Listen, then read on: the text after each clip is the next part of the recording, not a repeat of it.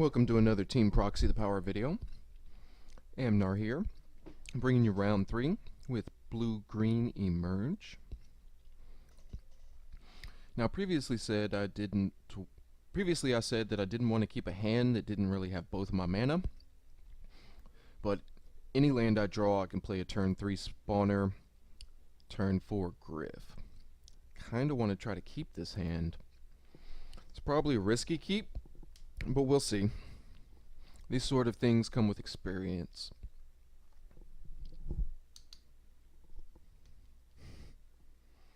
Our opponent says they should mulligan, but they're not gonna.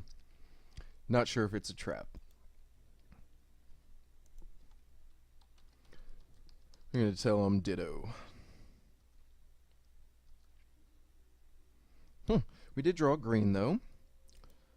Fortunately, no earlier plays. We'll keep playing islands, keep them guessing about what we're actually doing. I don't know if our MtgGo here was able to check out one of our matches. Shout out to him real quick. Apparently his deck though is supposed to be grindy, so we'll see for ourselves. We end up drawing a take inventory, which is kind of good. Next turn we can draw a card and try to continue to hit our land drops. We can keep pressing through with the tokens.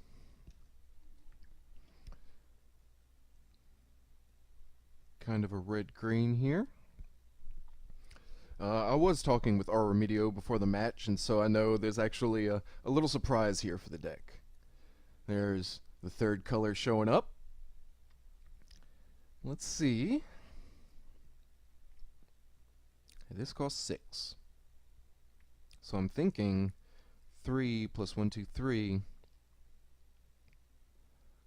Let's go ahead and get in for 2 in the air, and we can sacrifice it to cast a Wretched Griff. We have several of those, and hopefully we can draw lands off of it. Nice. I just love it whenever a plan comes together. Okay, so we have a turn 4 Eldrazi. It's kind of what this deck is shooting for. So next turn we can see if we draw a land. We can play a 3-drop and a take inventory. If we don't draw a land, we can probably take inventory first, but that might just be the most mana inefficient play. We'll see what we draw. What was that? They are emerging. Okay. That's cool. Let me go ahead and yield to this one. We got a land, so bam. I think we're still going to take inventory here and then cast one of our 3-drops. First of all, let's check in the graveyard. We don't have anything too attractive for a pulses. Let's go ahead and we don't necessarily have a way to take out the Wretched Griff. Playing extra flyers, I don't know if that would be good. Let's just go ahead and go with the Summoner. I think this is the guy I most want to sacrifice on the following turn. Okay. Hopefully you can't make too many tokens there. Already I'm going to have to side in the Caterpillars to take down an Impact Tremor. Okay, they have their own Uvenwald Captives. It's fine. Hopefully soon we'll be able to put on an additional Wretched Griff and a Bloodbriar. 1, 2, 3, 4, 5. Cast that. We'll have 1 mana left over. That takes 2. What about Pulse of Marasa? We're not doing too bad there. Yes. We're going to cast a Watcher and get some tokens. We're then going to sacrifice him and one of the tokens. So we can get another Wretched Gryph into play. We should be able to chump block a Bloodbriar in case it gets way too big.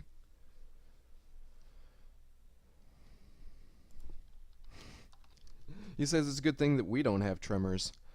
I know. Maybe we should splash red.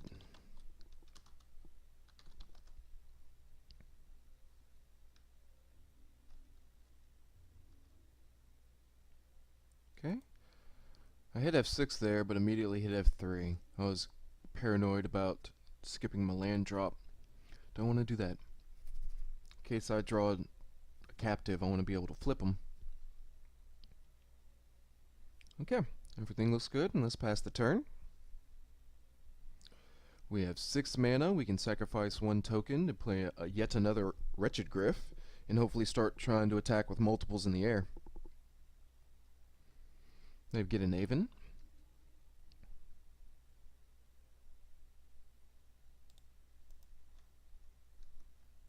Okay. Since I hit the F3 button, that immediately overrides all previous yields and stops I had, so I have to go back and yield the things again. Okay, they're going to start sacrificing and pumping up the Bloodbriar.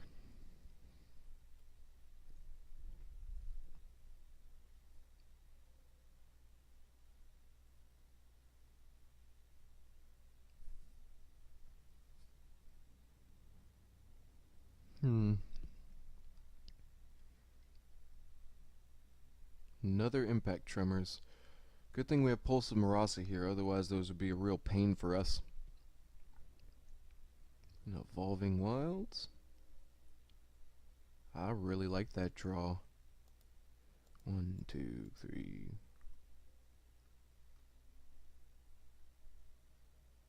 Let's count here. Okay, I don't want to give anything away.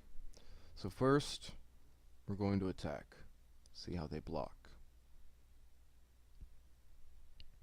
We're going to pretend here and bluff like we have the Might of the Masses and decide against it since everything on our side lives. So instead we're going to go 1, 2, 3, 4 for an Enlightened Maniac. And then cast a Gryph off of it. Draw a land. We play. Looking good. Next turn we can attack with 3 Gryphs. Meanwhile, a side note about Bloodbriar, it's whenever you sacrifice any permanent, so it does combo really well with Evolving Wilds and also with clue tokens. I'm really excited myself to try to build a white-green sacrifice deck based around clue tokens and Angelic Purge and Bloodbriar. That deck looks to be really sweet. Hopefully I'll be playing that one for MPDC. It depends on how much brewing time I have. Also, after playing against Thunderous and seeing his sweet blue-red build, I may want to play that also. Doing a bunch of sacrificing over there. Okay. That's cool. We can keep attacking through in the air, chump blocking, and use our pulses here to gain life. Yield.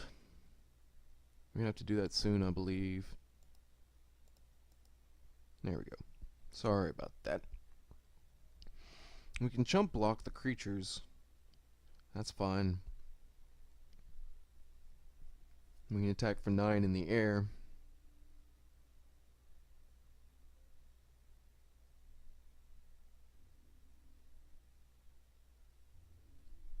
Let's see what kind of attacks they're going to do.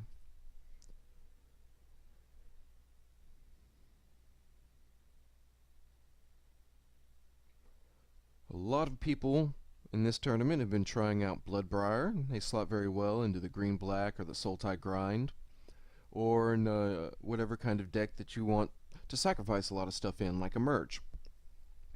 However, the creature really needs trample to be a 5-star staple. So until people can figure out a reliable way to getting it trample, I don't think it's going to be doing as well.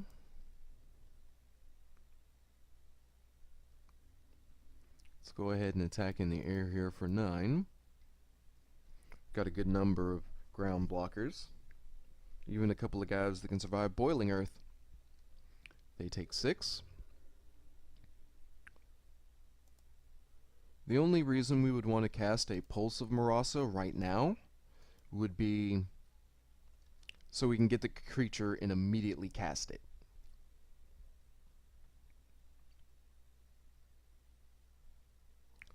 We have 5. 1, 2, 3, 4, 5. So it'd have to be a 2-drop or less, unless we wanted to sacrifice a token.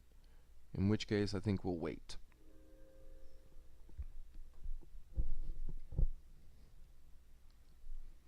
I wonder if our opponent is running Might of the Masses.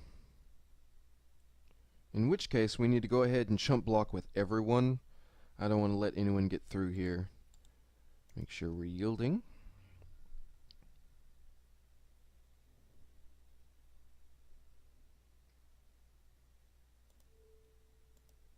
Okay.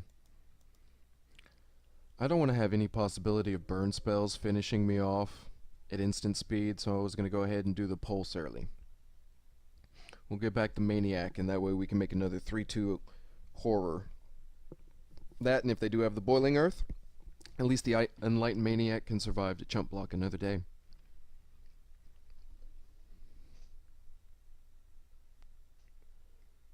I'm going to emerge a little bit more.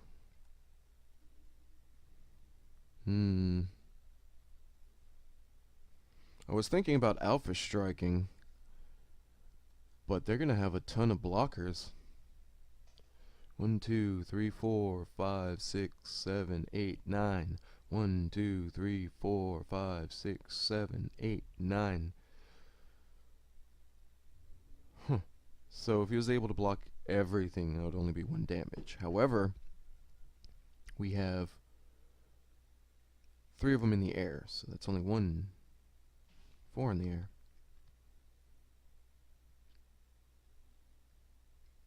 Suddenly scared. Okay. Go here, here, here, here, and see if you can give them trample. Shouldn't be able to, they're tapped out.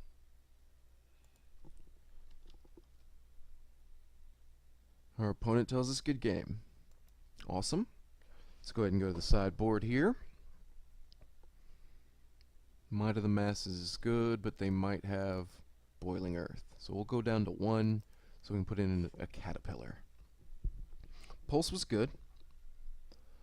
Let's try to fit in all Caterpillars.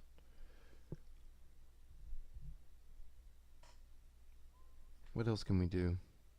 Our decks are kind of similar, so I think Epic Confrontation would actually be good here. Starfish? No. Let's see. Gonna be on the draw. Might of the Masses, I think, will be good.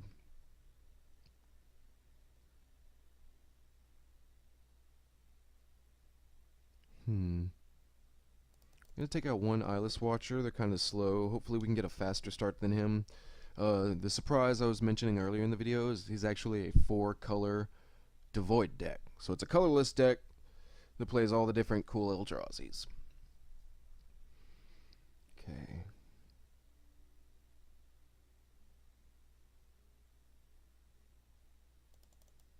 We're not going to be able to squeeze in all the Epic Confrontation, unfortunately. I'm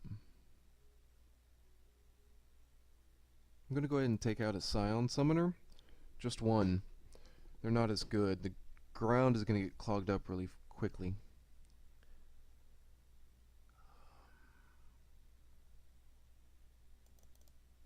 Maybe take out 1 Caterpillar. Captives are going to be good. A 4/6 in this, I believe, can power through their horde swarms.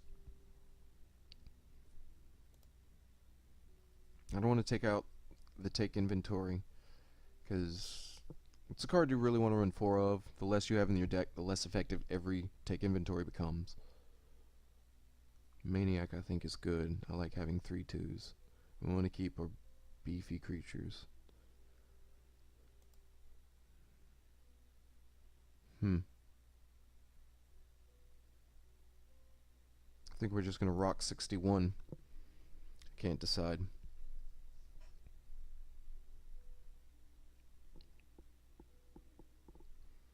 In that circumstance, I probably could have boarded out a land, but I'm less confident doing that when I'm unfamiliar with the deck. Let's keep. We have multiple lands, we have a little bit of ramp, we have a draw spell, we have a finisher here for Might of the Masses, and we have a pulse to get our dork back. Things are looking okay. Nothing spectacular, but I believe this is definitely a workable hand. Depends on how fast of a start our opponent has. They get a Tremors out, and it looks like we're going to be able to gun for a turn 3 Maniac. That's great, because that will enable a turn 4 Horde Swarm. We could also go Eyeless Watcher. But part of me here wants to play around Boiling Earth. So we'll go ahead and cast the Maniac.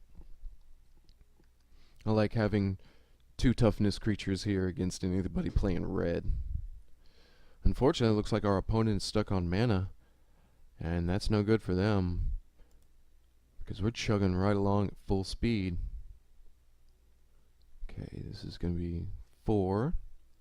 I need 3 mana left over. Okay, so I will be able to take inventory first. Draw land for next turn. I can emerge this as long as I have mana from my defender. Get a 4/4, some extra stuff, and swing for 3. This deck is starting to look like a beast.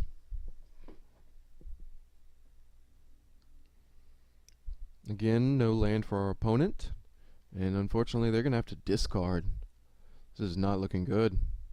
We're coming across for 7, 8, 9. So we have 5, 6. We have 1, 2, 3, 4, 5 creatures. So this gives +5, +5. We can swing for 7, 8, 9, +5 is 14. It's not a kill yet. Wait. 7, 9. Okay, if we play this one, though, we have 3 creatures. 3, 4, 5, 6, 7, 8. So that's 7, 8, 9 plus...